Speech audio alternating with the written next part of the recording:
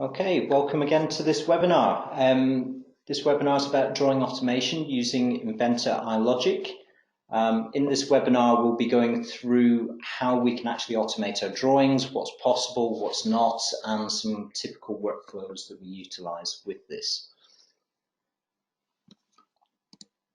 So, first of all, a little bit about myself. My name is Christopher Atherton. I'm based in Leeds in the UK. My main focuses are design automation, generally around iLogic, and data management around Vault and all our tools around that Symetri have.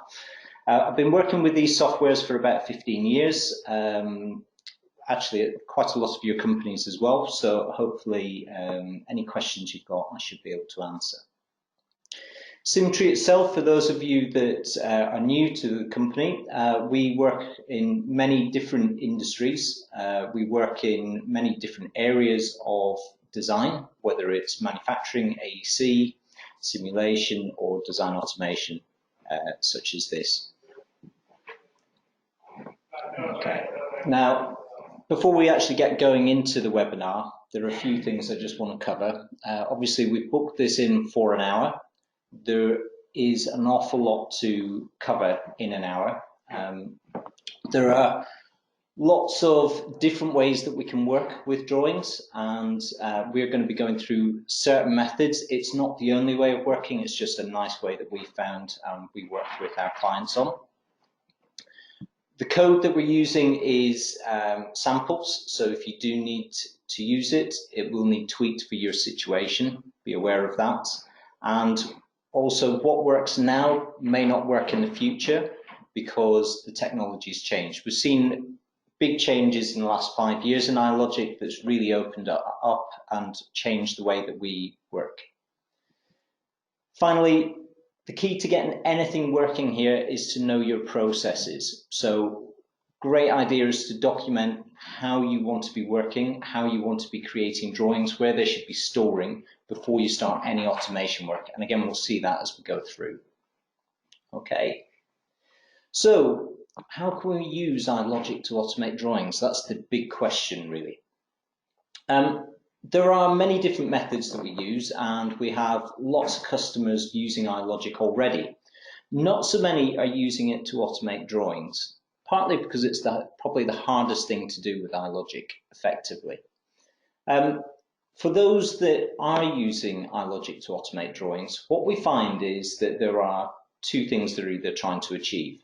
They're either trying to fully automate a drawing, and that's kind of the golden utopia of drawing automation, or they're doing little individual utilities, such as copying properties from the model to the drawing.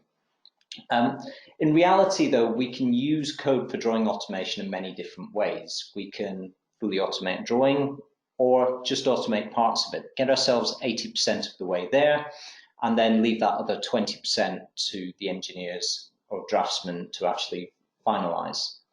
We can create individual utilities to automate tasks that we do. We can build in design checks, such as making sure that dimensions aren't overridden, as an example. Or we can do things like batch updating. So we can create code to do a certain job, such as change or swap a title block on a drawing. And then we can run that code either via Vault with Navigate Vault or via the Inventor Task Scheduler to actually run that rule on every single drawing, should we want to. We've got a webinar online already about how to do that, so please do take a look at that. So let's take a look about what it's all about. First of all, I'm going to swap to Inventor, and on Inventor here you can see I've just got a piece of furniture. Always start with something simple, and we can see there's no back, no shelves, and a couple of doors. Within this, if I was to say that I wanted to update my drawing, what we'll see is that we can open up a drawing and our code will churn through and start adding in dimensions and balloons. It will start adding in any sketch symbols and AutoCAD symbols. it will really push itself, and we can automate the entire thing should we want to. In fact, let's just open that drawing directly. Okay. So we can see actually the automation's kicking in and opening up some secondary file formats there as well. Let's just swap back to Inventor and go to the form on this one.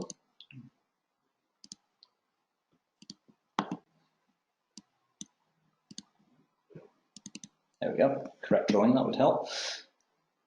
Okay, so we've got a form on this one where we can go through and run all our rules, and we'll see it's clearing out dimensions, it's adding balloons, it's adding notes, symbols, parts lists, and everything on top of that. If we want to, we can do partial automation.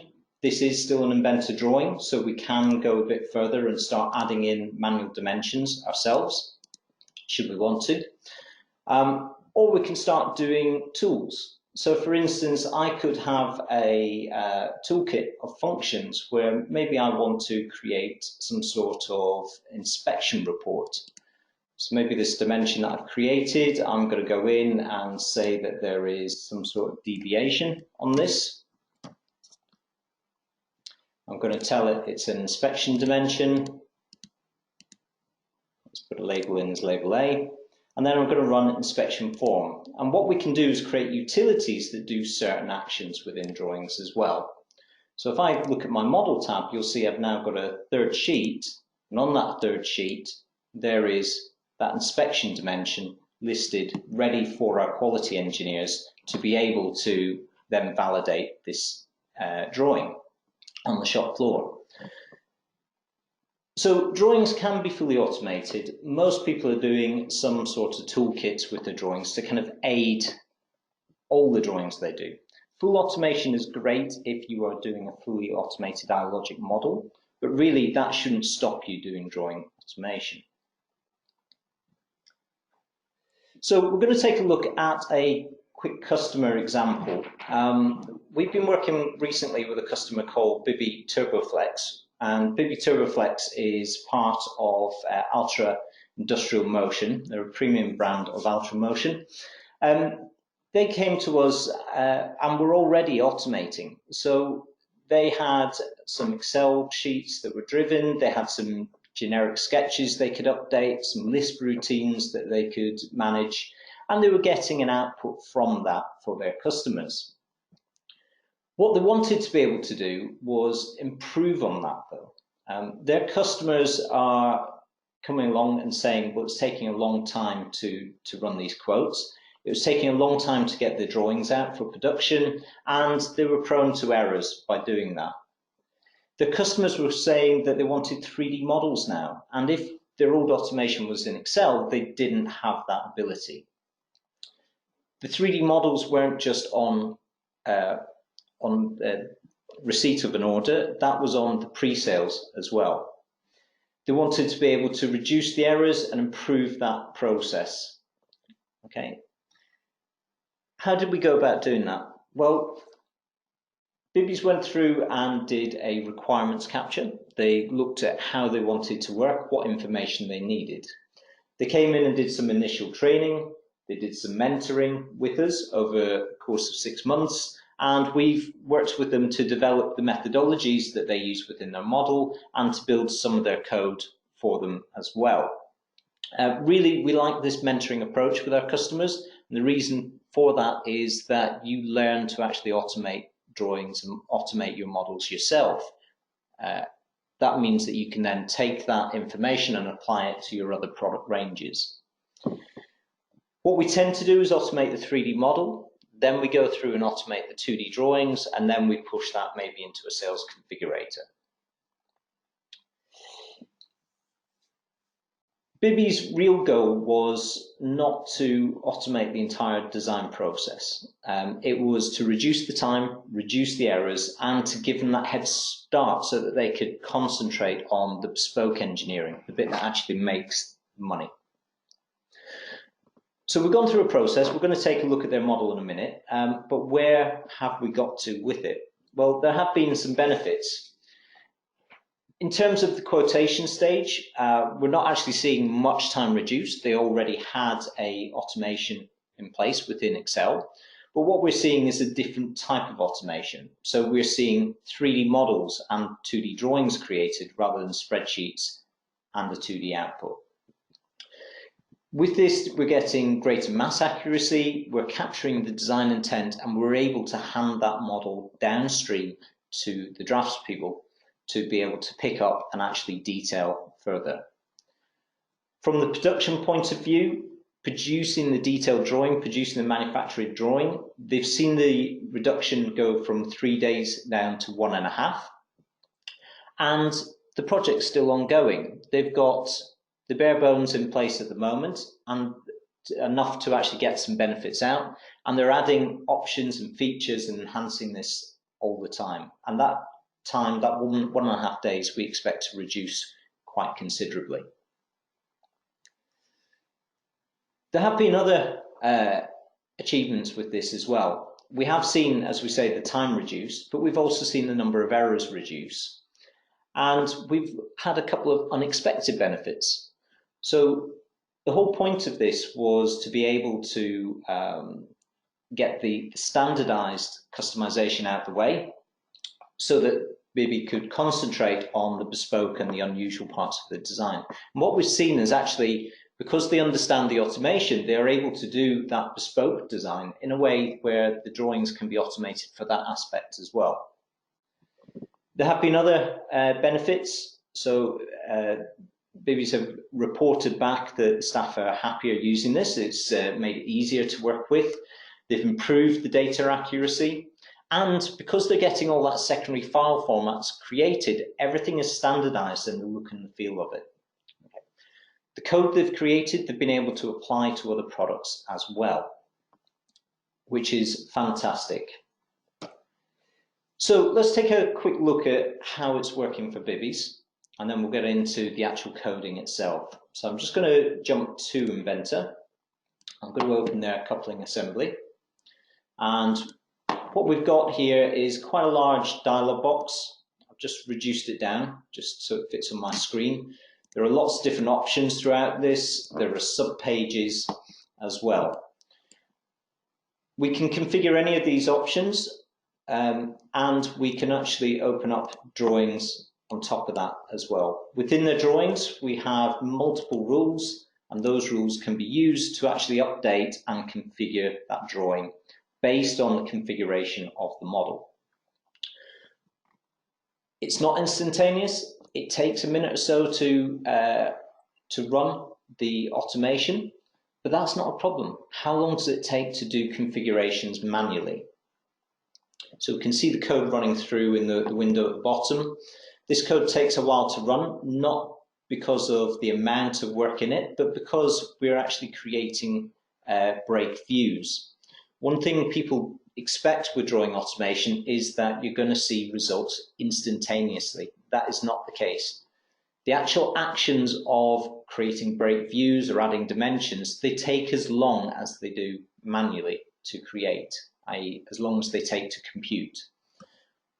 The time that's reduced is the time it takes you to select everything and actually click what you want. So we can see the drawing has actually updated itself there.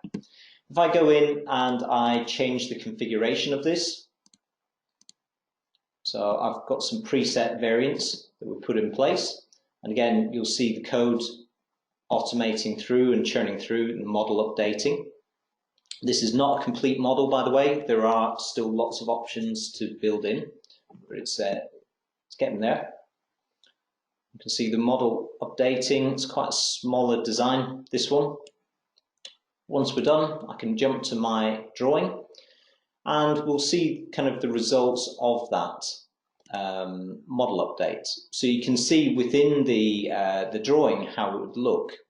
Now, for the average engineer to be able to update this drawing and get it to a company standard, that's going to take quite a while to work. With the automation in place, we can just click a button, wait a couple of seconds or a few minutes for that drawing to update and get the results that we expect. So you can see that we are getting an up-to-date model. We've got one break view in, we've got new graphs, new information, all within our drawing there. What BBs have done that's really impressive though is they've gone beyond just creating a drawing. They've thought about how do we want to use this within our process. And the way that they've worked this is that they can put in project numbers and proposal numbers and actually produce a proposal drawing or manufacture drawings at a click of a button. So if I was to go through and actually say publish design, what would happen is each of the drawings required for this model would open up in turn and create a project-specific variant of that design. And this is where the real-time savings have come in. They've thought about how they want to use it and push forward with that. Okay. So that's just a quick example of one of our customers using design automation. Some of our videos that we have online do show other examples of this, so hopefully some of you will have seen that in the past.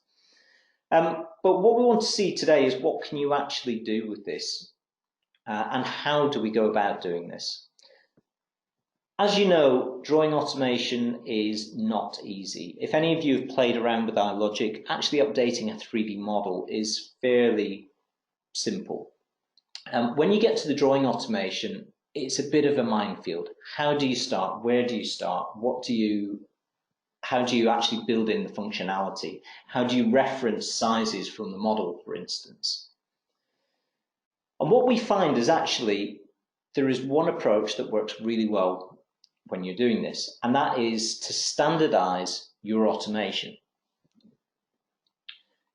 If we think about a typical drawing, it's made up of sheets, it's made up of views, and within those views we have annotations. And so what we encourage our customers to do is lay out their rules in those terms and lay them out in any drawing they're going to automate. This has some real benefits. It makes it easier to automate. It makes it easier to determine what order things run in. We can make sure that all of sheet 1 is updated, then all of sheet 2. We can reuse code because we can make it external, and because we've got that continuity between drawings, we can use rules on multiple different drawings to do the same thing. Because you know the order that things are, rules are running in, you can diagnose the problems.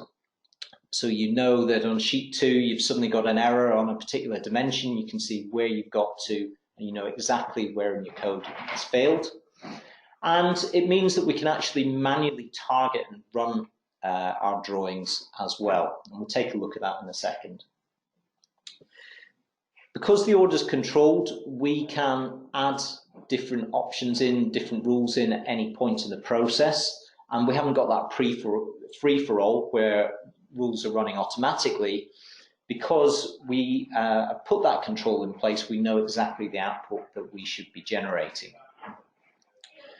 What is quite important is that we have a single rule that runs all the others. This is especially important if you're going to be using Configurator 360 or any sort of publishing tool. Maybe you're using the Forge platform to do this.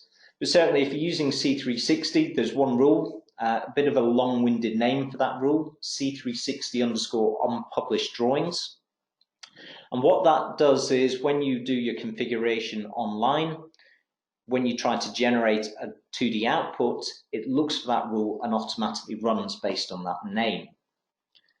So how does it work in real terms? Well, we create a process rule, a top-level rule that we run within our drawings, and then that rule in turn will run individual rules for our sheets. So we'll have a rule for sheet 1 and a rule for sheet 2. We'll have a rule for outputs, should we need them as well.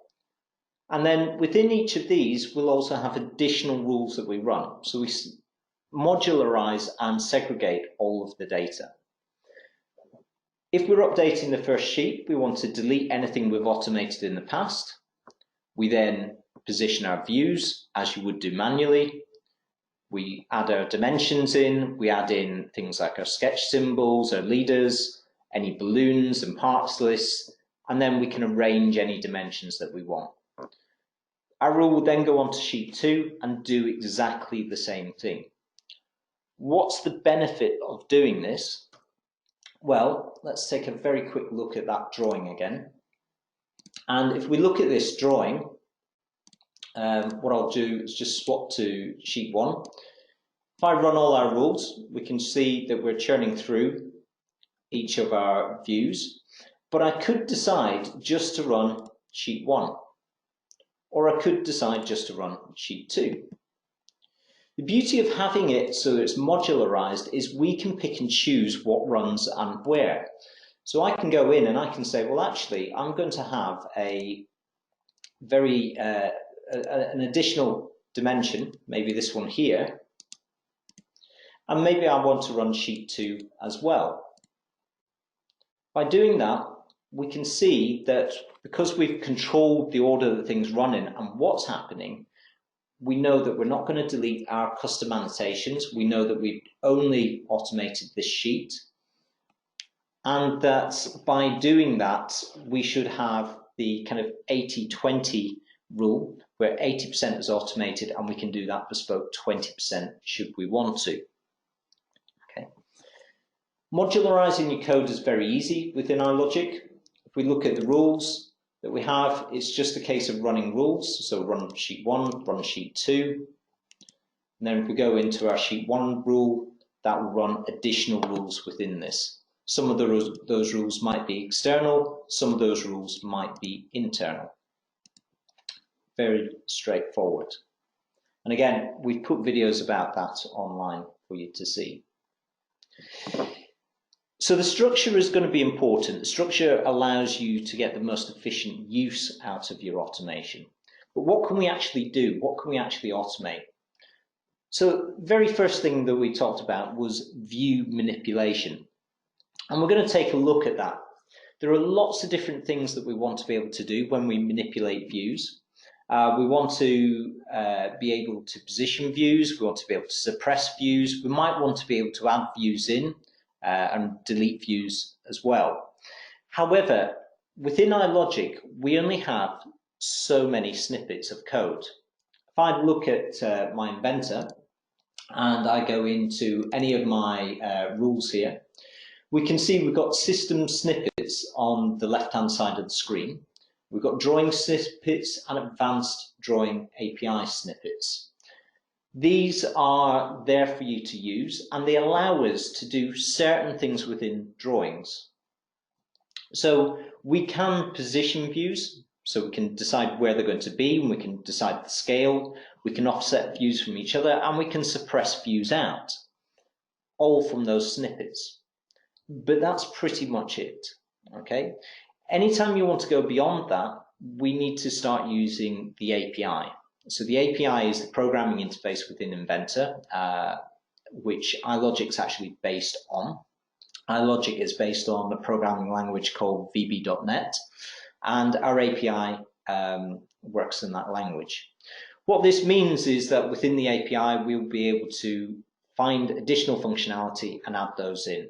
And certainly in the Inventor 2019 release, that got made an awful lot easier by the introduction of IntelliSense within iLogic. That is, as you're typing, popping up on the screen will be different options that you can pick from so that you can start building up more advanced functionality. Okay. Some of the information that isn't currently as a snippet is the ability to add views. We thought we would get that in Inventor 2019. Inventor 2020 is out, that's not there yet. We have spoken to Autodesk to ask, is that on the roadmap? Because I think it would be quite a nice thing to have. We haven't got the ability to create sections or overlays or break views through these snippets, but as you saw from the Bibby's example, we can have code that actually does that for us.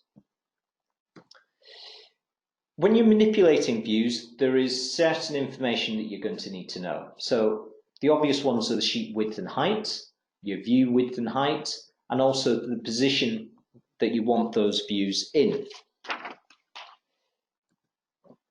We have certain snippets of code to be able to aid us to do this. So if we look at these snippets, we have code to pick up on the sheet name and the size, and to change the size of the sheet if we want to.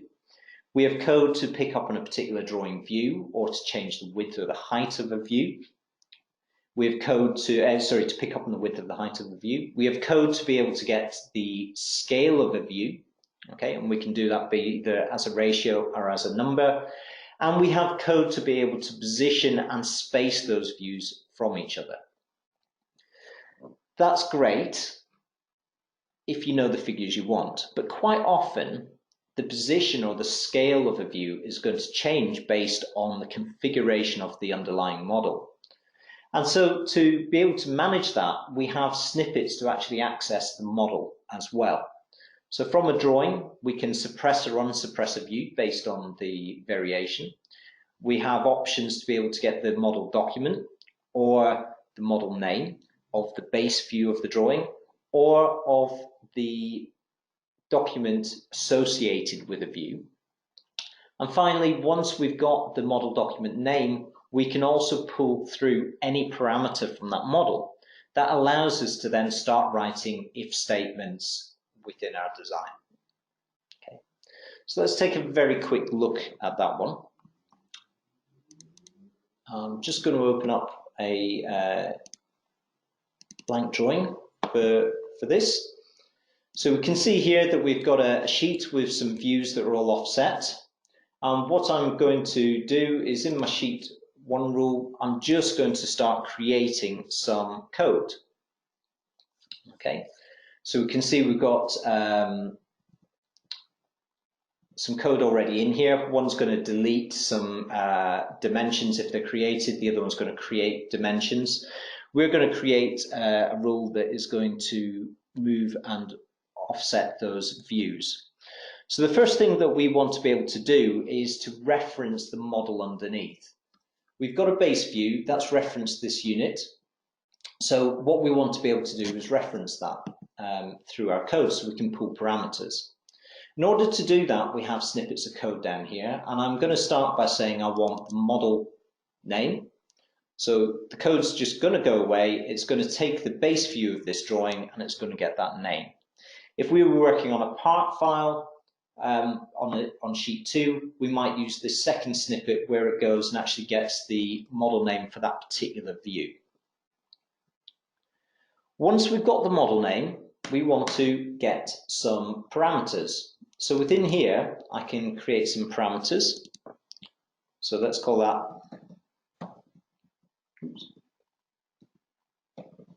unit height. Can't spell today.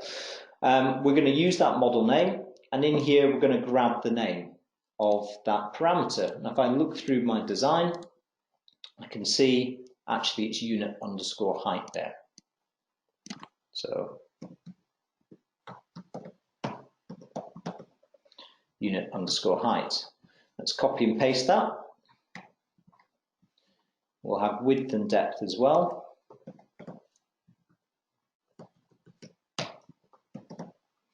And we'll do the same here. So instead of height, we'll have width and we'll have depth. So all that's done is gone to the model, retrieved these parameters so that we can then use these. First thing we're going to look at is actually scaling this view, and we're going to scale it based on that height. So very simply, we're going to say either as an if statement or a select case statement, and you can get those from your keywords here. So I'm going to say select case unit height. You can see the IntelliSense popping up at that point. Within this select case, we're going to have a case of 500 mil or 600 mil. Then we want to do something. What do we want to do? This is where our drawing snippets come in. So from in here, we have got the ability to do a view scale. Okay, and I can just double click and add that code in. As I add that code, you can see it's going to put in a view name. That view name up here, we're going to type in front. We're going to put in a scale. I'm just going to say that's equal to 0.5. Going to copy that, paste. I'm going to set the ISO view as the same. So you can see that we're building this up quite quickly. Again, we can copy and paste in iLogic really easily. So if we want to do additional cases, we can do that. We can just put in the figures that we want, paste again, and do any finalized cases, so 900 and 1000. And again, let's put in our scale as 0.10 and end select on that one. Okay, so we've got our rule. I'm going to save it, save and run. You can see it's actually saying it can't find unit width in that rule. Now if we look at it, it's because I actually mistyped. Save and run again. There we are. Those views have scaled straight away. So we've managed to scale the views. The next thing that we want to be able to do is to be able to position those views. And again, we have rules to be able to do that.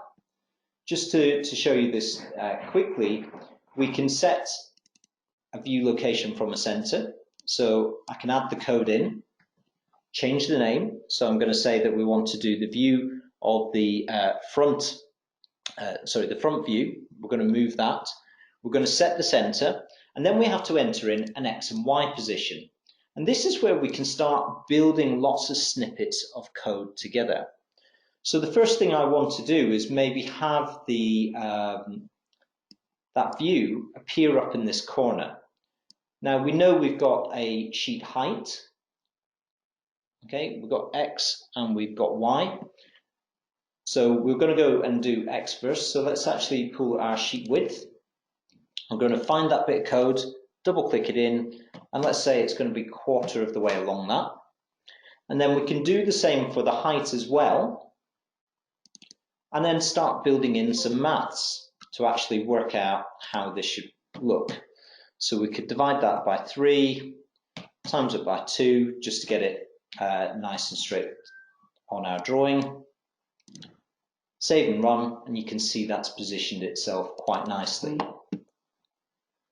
Finally, moving on from that, we can do exactly the same thing to space views as well. So again, if we look at the resources that we've got here, we've got spacing between views that we can add in. Okay, we can pick and choose the views that we want to do. So I can have my top view to my front view. The first one is the one it's going to move. Okay, we can have our side view to front view as well. And then we can set a value as to where they are on the actual sheet. One thing to just bear in mind is that some of these values are in centimeters and some are in millimeters, so just be aware of that as you're working through. But if I save and run, we can see we get a nice tidy position. Anytime I rerun that, we've standardized the layout and the location of that. So view manipulation is very straightforward. We can enhance this further should we want to, and just in the interest of time, I'm just going to show you one I prepared earlier. So if I take my view and position rule, you can see that we can start building in if the unit height's greater than the width, otherwise base it on the unit width. We can suppress based on the parameters in there as well. So we can really push that as much as we want. Okay. So views are fairly easy. Moving on from that, we have drawing resources as well. So drawing resources are title blocks and borders, sketch symbols, AutoCAD symbols, those sort of things. And again, we have certain snippets of code that we can use out of the box, and others that we need to use the API. And we'll show you some examples shortly on those. With the snippets that are out the box, we can update title blocks, we can update borders, and we can fill in prompted entries for title blocks as well. Using the API, we can do pretty much anything else. We can add in sketch symbols, AutoCAD symbols, delete those, fill in sketch symbols, prompted entries, access libraries and pull those through as well, really to standardize the way that we're working.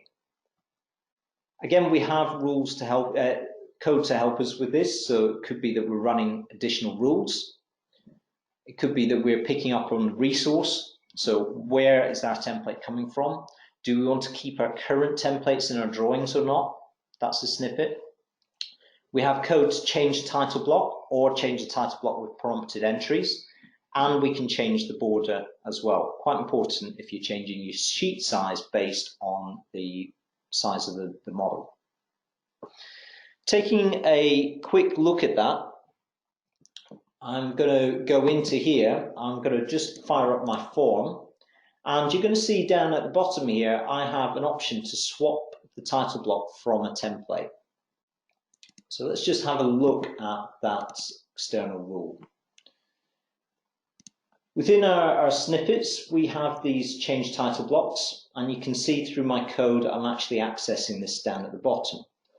For newbies to Inventor, or for people that can't read the code yet, it will look complex, but really if you read through it, it's straightforward and easy to learn. We're getting the drawing. We're telling it that we've got a drawing document that we want to use as a template.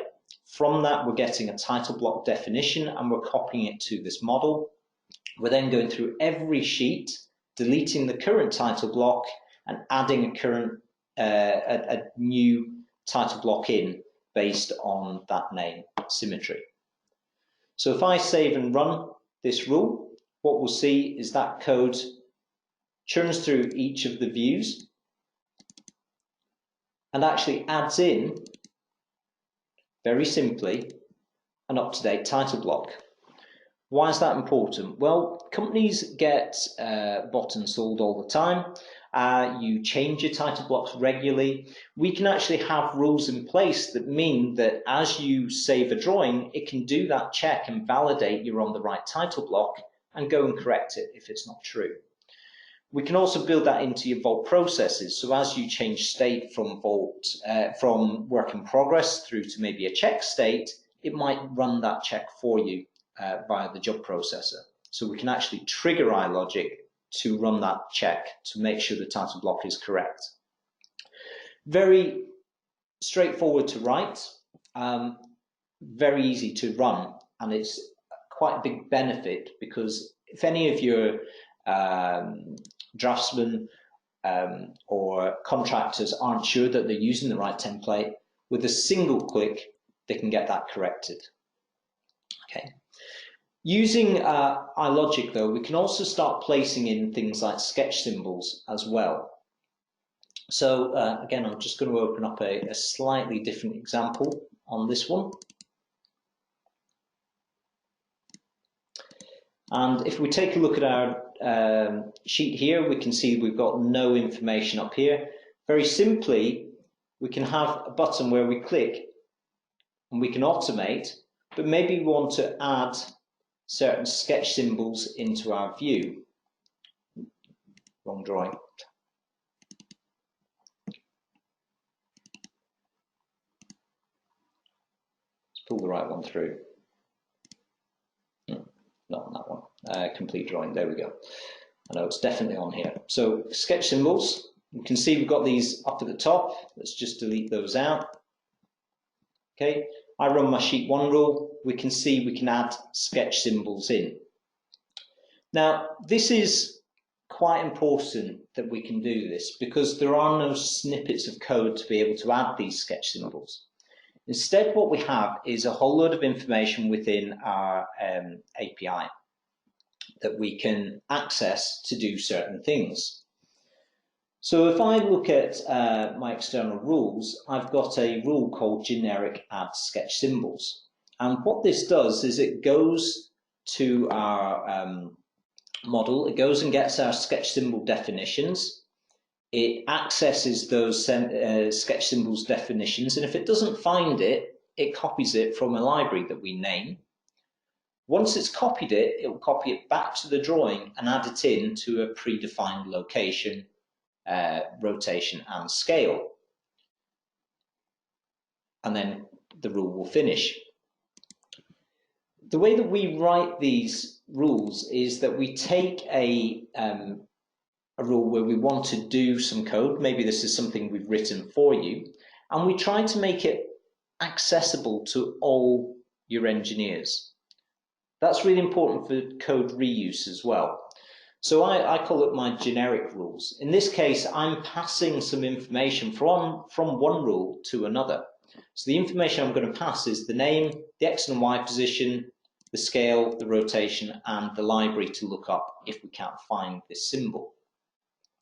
If I go and look at my internal rules, and I look at this add any sheet sketch symbol, I can see I've got some code to add in those symbols. Anytime I want to add in a new symbol, I can just copy and paste these. So let's take a section of this code. This makes it really easy for your engineers to actually add in sketch symbols automatically. I'm going to take this code, I'm going to put in the name that I want, I'm going to decide where I want this file to go. So instead of the active sheet location, I'm just going to say in X that I want that to go to 0, and I'll do the same in Y, 0, so that it will appear down at the bottom here. So we're going to add in an ask if unsure, we're going to add it into location 0, 0. It's not going to be rotated, and it's going to be scaled to 1. So for your engineers, that's all the code they would need to know with this kind of idea of using generic rules. If I save and run this, what we'll see is that's added in, as expected, down at the bottom of that page. Really quickly, really simply. If we wanted to add it in anywhere else, it'd be a case of just copying those lines of code, pasting, and changing values. So we've mentioned already there are certain things that we can do out of the box, certain things we can't. Okay, we have a limited section of snippets of code. We are hoping for more view manipulation tools in coming releases. There are lots of ideas in the idea station for that, so please go and wait on those. Because we've got the IntelliSense, it does make it easier to access the API. But you will, for drawing automation, need to access the API. It is required for being able to do most things within drawing automation. So within the API, people get a bit hesitant or a bit scared about this idea of having to do the programming interface. iLogic is a tool for engineers to do programming, not for programmers to do engineering. So when we look at the API with Inventor, we have very simple techniques and a lot of help that goes with this. First thing to remember is it's one big tree diagram. Okay, the help file has lots of theory and there's lots of helps out there. So there's a web page with creating plugins, there's sample VBA code that we can just paste into iLogic. The API works off a kind of tree diagram where we access a drawing, sheets. Within those sheets, we can access a named sheet and then particular views and then the dimensions related to those. And we just go down through this tree until we get where we want to. Again, what we do is we work with you to be able to help you learn this effectively. It is fairly straightforward. It's quite a big tree diagram. But the help file is all there. So let's take a very quick look at how we can take the sample code from the API and use that in our drawing. So I'm going to go into my drawing here. I've got some dimensions. I'm going to just offset one that we've got here. And I'm going to add in a rule for centering my dimension. Okay. Within Inventor, we can go up to help, and there we've got our API help. And this API help has a list of basically everything that you can do within the API. The really helpful bit is that we also have samples of codes for managing drawings. So if I look at annotation, for instance, or views, for views, we've got a sample for how to do a break on a drawing. We can copy and paste this into our code, and we can just alter little bits to get it to work in iLogic. If I take a very small example, such as center dimension text, what I can do is just copy and paste the code out of this into my Inventor rule. Get rid of certain names, and there's a good document on the AU website about how to do this. Once we've got rid of those names, we just save and run. And you can see it is centering that text. It doesn't matter where we create it, how it looks. We run that rule and it will center all that text for us. The API help has quite a lot in here. The one that really flummoxes people though is the ability to do dimensions. So we can see that we have rules in here for adding general notes. It's quite a lot of code. There's quite a lot of things that we need to do. So how can we actually dimension in our models? That's probably the mainstay of what people want to be able to do. They want to be able to put the views where they are and scale them, but dimensions are the utopia. So how do we deal with these dimensions? When we speak to Autodesk, we were recently at a presentation with Autodesk where they talked about 4 common methods for annotating in drawings. So they talked about taking 3D annotations that we now have in Inventor and having those come automatically through to your drawing. That's great, but you have to have automated those 3D dimensions to be able to capture your entire config. We can dimension within sketches and then pull those through, 2D sketches in our model and pull those through. But again, you need to know exactly what those values should be and which dimensions you want to pull through. We can use work features, and we have a lot of customers that have trialed that. And if you look at the AU website at some of the classes from Vegas last year, that's the methodology that a lot of companies are using. The problem is it adds a lot of work features into your model, and it can be a little bit messy. You have to name those features in a very particular way, and you have to pull that information through to your model. What we've done recently, though, is using the new functionality in 2019 and 2020, we assign a name to a face, and then we pick up on that information to be able to do our dimensions. So what is a drawing view? How does this work? Well, we know that we take a 3D model and we place it and get a 2D view on our drawing. What most people don't realize is actually that's not 2D. What you see is actually a 3D series of lines. Only the visible lines from that 3D model, the visible edges, are actually drawn. And some of those lines are split. So you can see the top line here, we've got 2 solid lines and a hidden line. So that single edge has been split into 3 separate lines within the drawing.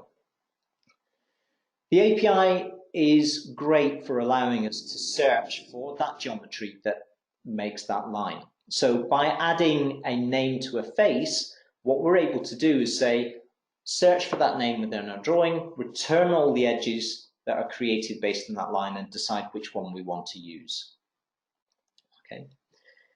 It is straightforward to do, but you should read the API documentation as to the theory behind this. Okay, we're going to show you an example here, and obviously we can work with you should you need it.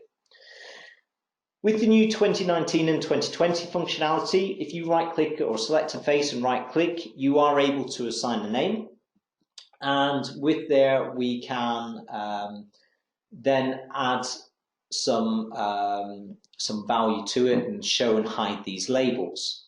If you're using any version of Inventor before 2019, we can do the same thing using a tool called the Attribute Helper. This is from, used to be on the Autodesk website, but it's from Brian Eskin, who used to be an Autodesk employee, who wrote the API, and now works as an independent consultancy. That tool is available for free on his website, and I really advise you to have it. I use it all the time. And I use it to be able to see what's going on in the model. These names that we're adding to faces are something called attributes, and attributes are a bit like iProperties. We have tabs and we have the actual properties underneath. Those tabs are called attribute sets, and the properties are called attributes. Each of these has a value, and that's what naming faces does, and that's what we pick up on. So how does this work with our drawings? Well, again, let's go to our model. Let's open up our drawing. We can see here that we've got a model with a whole load of dimensions that are kind of out of date. So I'm just going to go through and start off by deleting anything that was previously created so that we can add in our variations. This design, I'm just going to open it up. I'm just going to change the configuration of this. So let's have a couple of shelves in, back panel, and we'll get rid of the doors. Update that. So we'll let the code run very quickly. We'll see the model will update, it'll add in the components. We've got back panel and shelves now. If we go to our view, we can see that we have our view 1. And what we're going to do is we're actually going to add in a dimension between here and the bottom face there. So if I run my sheet 1 rule, you can see that I've got code already in place that adds some dimensions in, but not this bottom one. So how do we go about doing this? Well, Symetri have developed a whole load of generic rules to be able to do dimensions. So we have a rule that uses the API code, the sample there, that allows it, that will add in the dimension for us. From that, we have certain code that we are going to use as engineers to place any dimension that we want. And we've tried to streamline this so all you're putting in are your options. So as an example of that, we want to know what face we're putting it into. We want to know what component we're going from, what face it's from, and if it's in a pattern, what element in that pattern. On that edge, do we want to use the start, the end, or the midpoint? Is it a face? Is it a work point that we're going to be accessing? And as we saw earlier, the edge might be split into 3 segments. Which segment number do we want? We do that for where we're going from, where we're going to.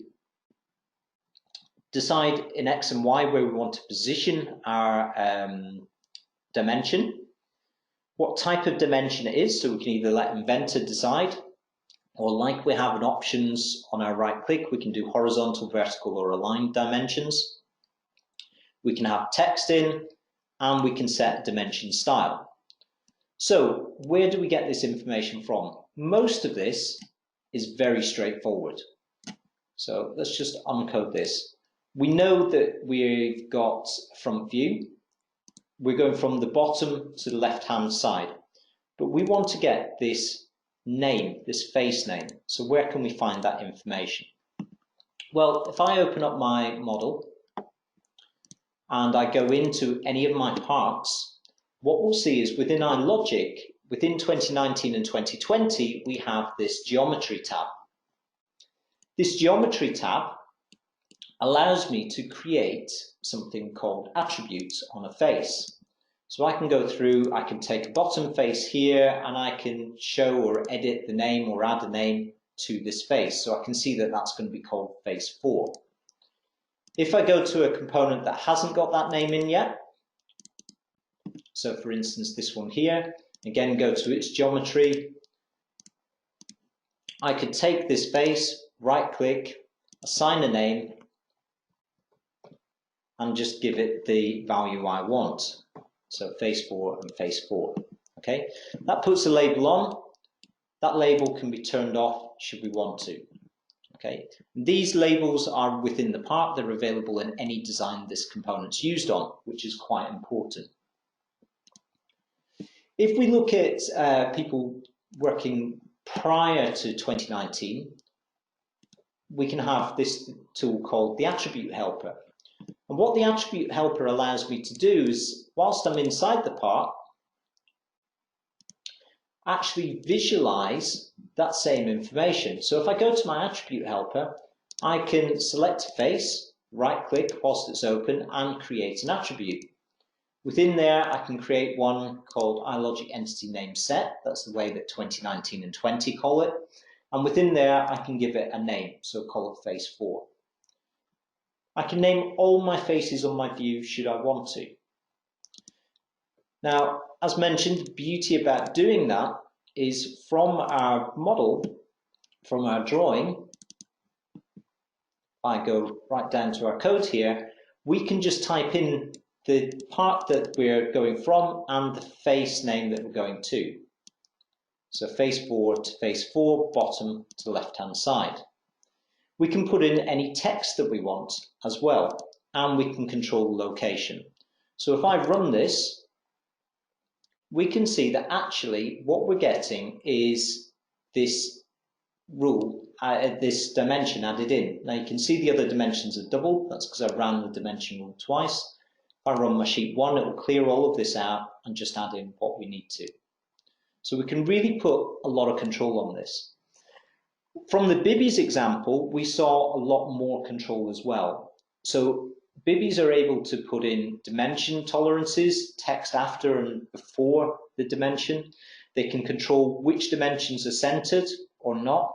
They can control everything basically to do with that. The style, the feel, whether it's just text or whether we actually see a dimension, whether it's overwritten as well. There's a lot of control on there. This is just the basics. Okay. What that means is that we can add those tools in, those dimensions in, those annotations. Adding balloons in is identical to adding dimensions. We have a name face, we find an edge, and we add a balloon to that. Okay. Pretty much all the functionality in drawing automation can be done with that methodology. So, where can we get help to do this? Because it is complex. It's not something as a beginner you're necessarily able to do from day one. Okay. There are lots of resources on the web. There are lots of blogs. We have our own Symetri Tech Hub. We have YouTube channels that has drawing automation on there as well. And we have additional tools on there as well, such as the iLogic debugger window for those of you who haven't got 2018 onwards. There is the customization forum and the Autodesk University resources that will take you through all this. There is the attribute helper available, and obviously Google for all those .NET and coding tips. I would be careful what you pull off the web. There's 100 different ways of doing this, but nothing that actually tells you which way to do it. So really the best resource you can have is to work with a partner, whether it's Symetri or whoever your reseller is, to really build on how can I do this drawing automation. Everything is possible. You just need to define what you want. Okay. So if you have any questions, I see there's a huge list of questions that's available on here. We will try and answer those as we go through. When we work with you, we will go in and help you define the methodology that you're going to work with. We define what outputs you need, what the process is you're going to use that drawings on, and then work with you and mentor you to do this. The idea is you should be able to do this on your own. Okay. If you do want more information, please contact Symetri. We've got lots of consultants that can help you out. Most of the questions actually looking at this are around whether the session is going to be recorded. What you'll get at the end of this webinar is a link to the recording, so it will go out to you. We also have some information online from our AU pages that help you do this as well. And you can obviously get in touch and we can push forward from there. I've got another one from one of our Finnish customers. Can iLogic interact with add-ins like Symetri Sevilla Engineering? Yes, it can. We can trigger things on changes, but obviously because you're using Sevilla Engineering as part of your process, we need to bear that in mind, and there might be certain things we need to do whilst we're in order to get the best result for you. We also have code to be able to check in and check out a vault automatically as well. So there is lots of help available with this. As I say, any questions, we'll go through them, we'll get a list of them, and we'll get some answers out to people.